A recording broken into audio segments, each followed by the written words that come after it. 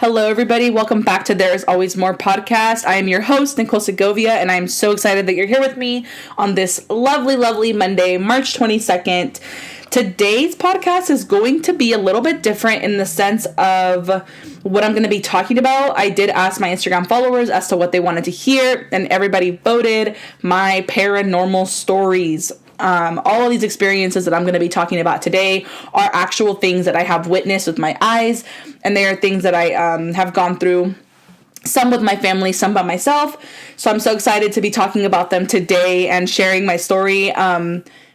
Let's start with a little bit of background. So I used to live in a 2-story house in the same town that I live in now.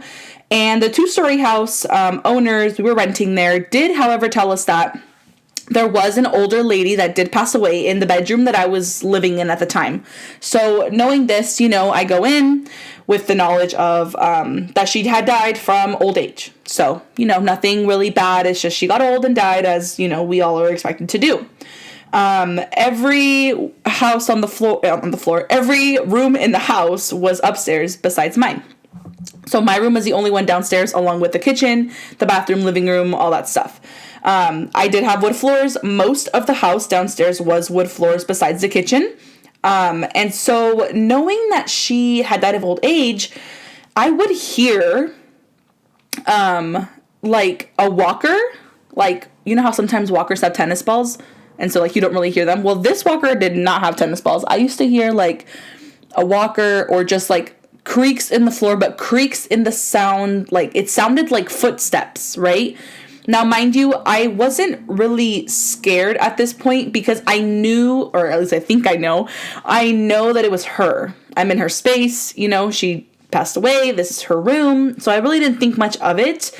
However, I did hear footsteps. I also, do you know, say you're laying in bed, when you're laying in bed and say someone sits on the edge of your bed. So obviously what happens, your feet at the end, it just kind of goes down a bit. That's what I felt. I would feel, this was a very frequent feeling for me. I would feel my bed go down at my feet and as if somebody was just sitting there and watching me sleep or just sitting there and doing their own thing. That part did scare me the first time because I was like, is my mom in here? I don't know, parents, they go in and check on their kids every now and then. So that was creepy.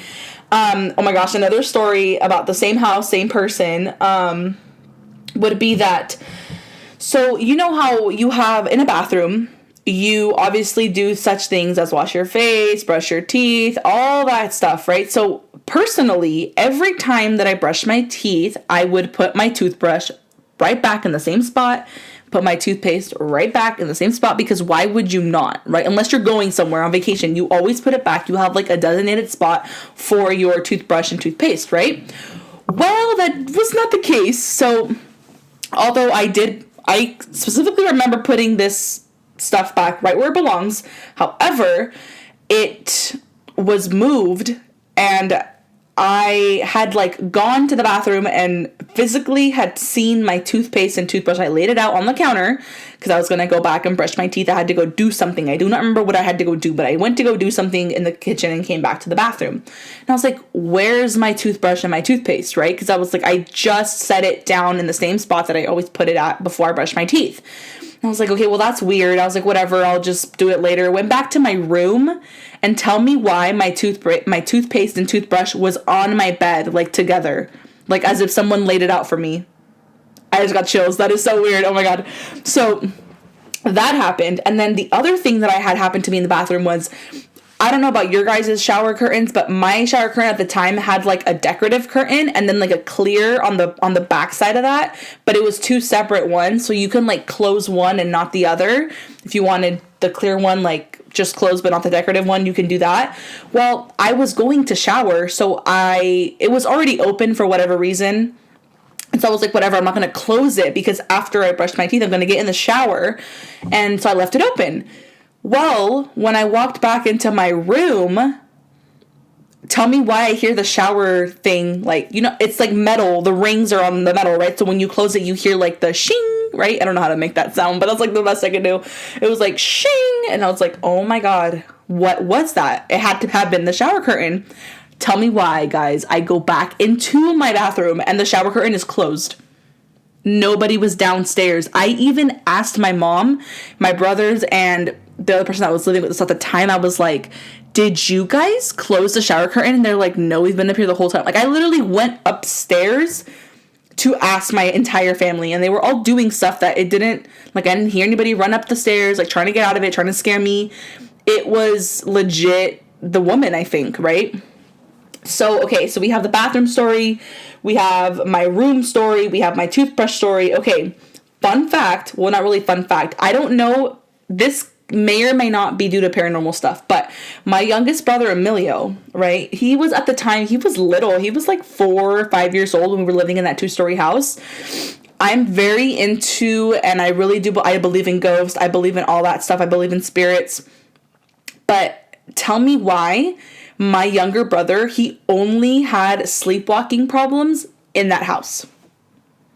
I know people say, oh, like they grow out of it, oh, this, oh, that. No. I seriously, to this day, and so does my family, believe that that house was haunted. There was a presence there. There was something.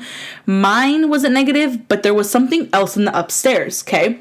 We used to be babysat by my cousin, Brenda Santana, and she was babysitting one day, and right when you walk into the house, if you look to your left, you see the stairs. Like, there's like a big stairs part of the house, right? Well, there's like wood, like, what are those called? Like wood, like handles as you walk up the stairs, right? Well, she walks in and she looks to the left, which is where the stairs are, which is where you can also see like the other rooms that are upstairs. She goes, I don't know if I'm crazy, but I just saw a black shadow go from your mom's room, who was all the way to the right, the room was all the way to the right, all the way into your brother's room. They shared a room at the time, all the way to the left. My mom casually says, oh yeah, we think the house is haunted. She goes, oh, okay, like, cool. Like, I don't really know what to respond to that. Like, we were all so well aware of everything that was happening, and like, we all for sure believe that the house was haunted, right? Now, I think that whatever was upstairs was definitely different from whatever was downstairs, because downstairs I never felt an evil presence. I never felt anything negative. It was just more her letting me know that she's here in her space, and I never tried to tap into that world or anything of that sort, because I just was, out of fear and out of respect for her, was like, I know this is your room, I know I'm in it, please don't scare me. And she didn't. So I, to this day, am not scared of the presence I felt, but whatever was going on upstairs, that was scary. So the sleepwalking story, my brother Emilio, who again was 4 or 5 years old at this time, right? So super little. So again, my whole downstairs is wood. If somebody is walking downstairs, I can 100% hear you, even if you're tiptoeing. Wood creaks, it does all that stuff, right? So in the middle of the night, I swear to God, it was like 2 in the morning, like 2 or 3 in the morning, right? I am looking and I'm like, I think I just heard something. So I look towards the hallway because I heard like somebody walking, and then I see Emilio, like a shadow of a little boy. So I was like, oh, it's Emilio, because I saw him. Like, the lips like a little bit light. The moonlight was coming in. I'm like, oh, it's Emilio. What is he doing?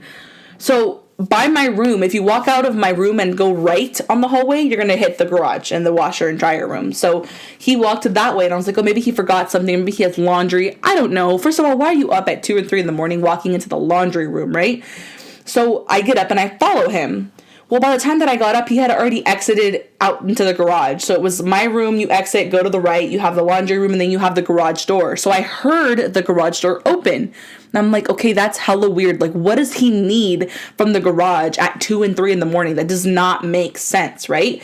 So tell me why I walk out to the garage, and what is he doing? He's literally staring. He's standing right in front of my mom's car and just staring into the car's soul. Like, I have never in my life witnessed that. Like, that was insane.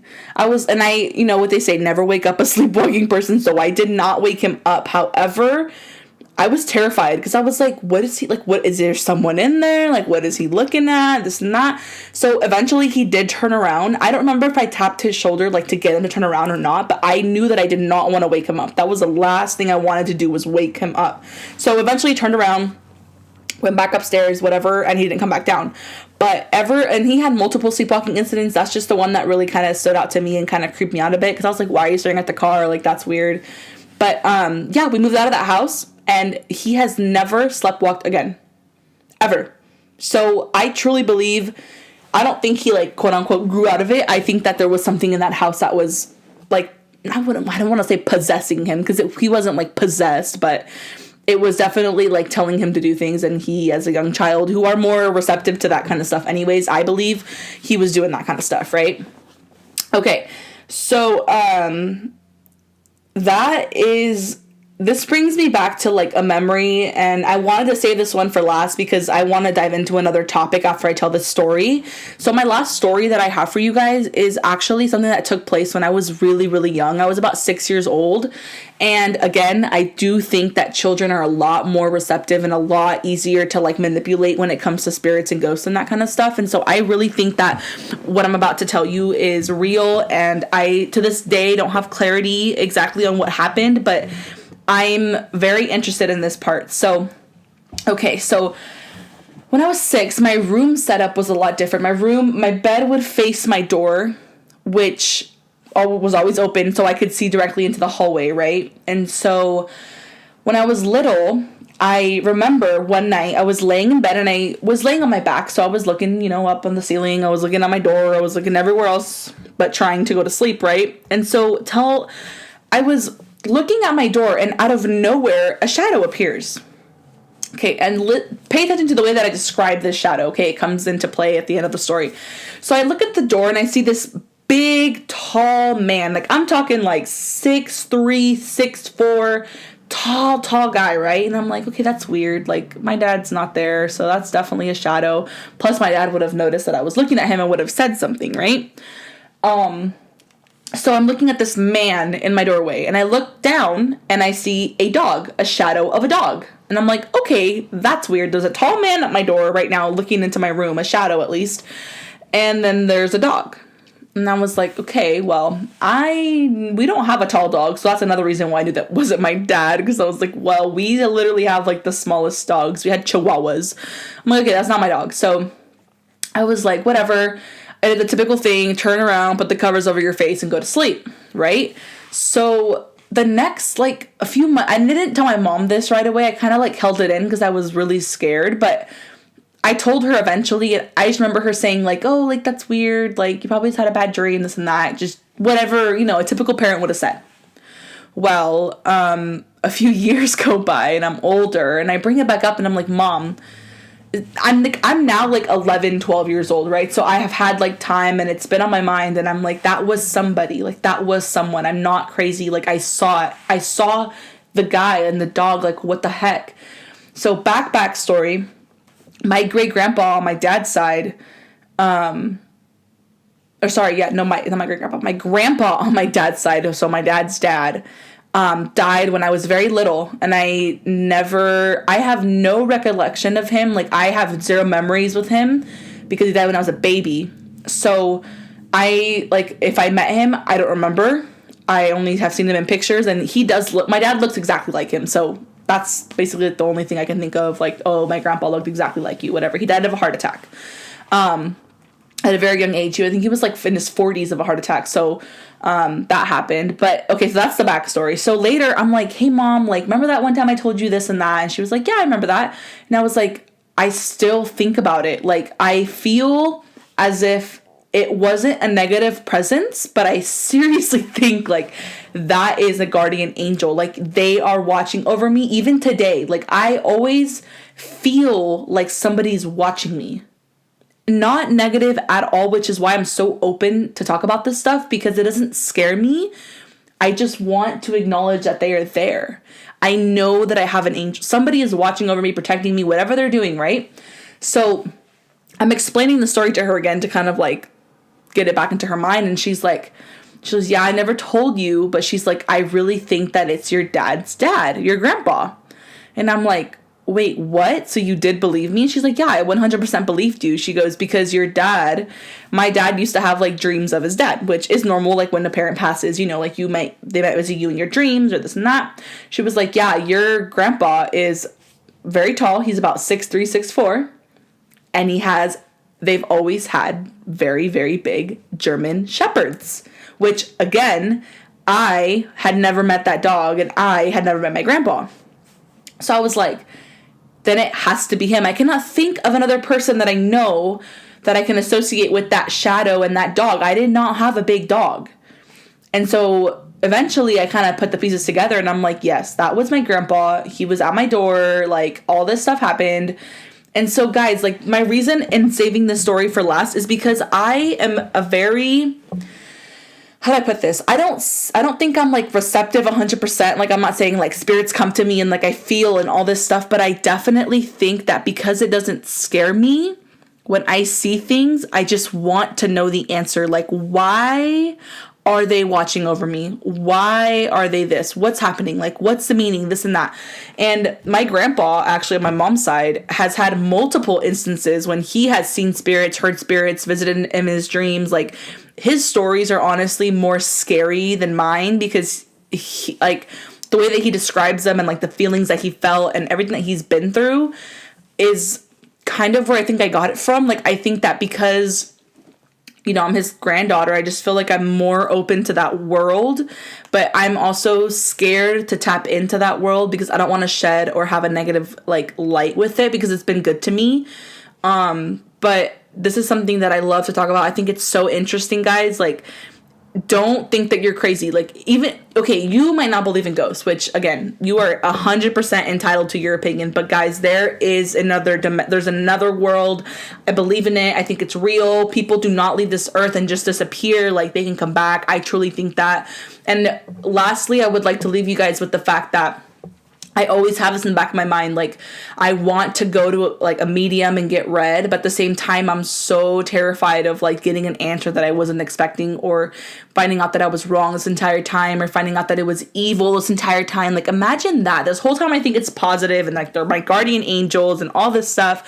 And then to find out that it was like evil, like, oh, that would be heartbreaking. But I do want to get read at some point. I personally don't know any mediums like in the town that I live in, but I also would love to hear from you guys. Like, have you guys ever gone to a medium?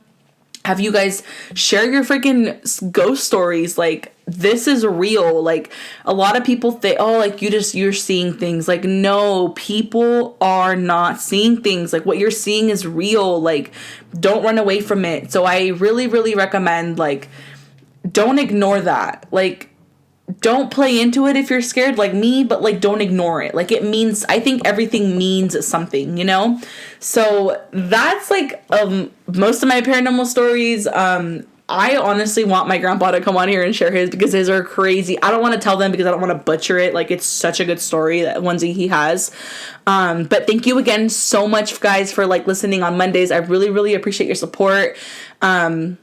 And never forget, guys, like, whatever you're doing in life, whatever stage you're at, there's always more to life. Never give up. And I hope you guys have a great rest of your Monday. And if you're on spring break, enjoy your spring break. If you're not, enjoy your day. And with that, I will see you guys next week for more stories or more tips. You guys have a good one.